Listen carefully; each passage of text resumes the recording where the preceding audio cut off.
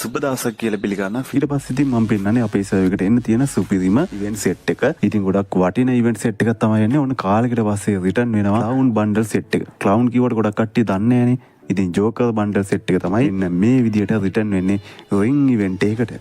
මේ ඉවෙන්ට් එකත් එක්කන bundle set එක මොකක්ද කියලා දැන් ඉතින් ඕගලන්ට පිළිවෙලට බලා ගන්න පුළුවන්. ඉතින් මෙන්න මේ බන්ඩල් එකත් මේ ඉවෙන්ට් එකට එනවා. ඔක්කොලාට මේ බන්ඩල් සෙට් එක යුනිවර්සල් ටෝකන් රින් ඉවෙන්ට් එකට එන්න පුළුවන්. ඉතින් එහෙම આવුත් ගැම්මක් තමයි. තාම හරියටම කන්ෆර්ම් කරලා කියන්න බෑ මේක එන්නේ මොන වගේ ටෝකන් වලට එක්ස්චේන්ජ් කරගන්නද කියලා.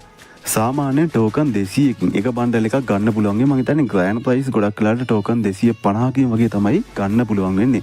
ඉතින් ඒත් එක්ක මම හිතනවා මේ ඉවෙන්ට් එකේ ස්පින් වලට ඩිස්කවුන්ට් එකක් දෙයි කියලා කලින් ආපු ඉවෙන්ට් එක වගේම.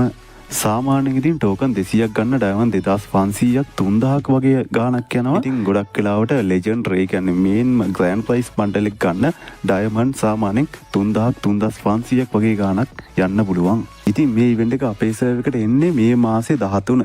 ඉතින් මේ මාසේ 13 ක්ලවුන් බන්ඩල් සෙට් එකම අපේ සර්වර් එකට එනවා. ඉතින් අපේ සර්වර් එකට මේ මාසේ 7 වෙනිදා එන ඉවෙන්ට් එක තමයි මම ඕගලන්ට මේ විදියට පෙන්නන්නේ.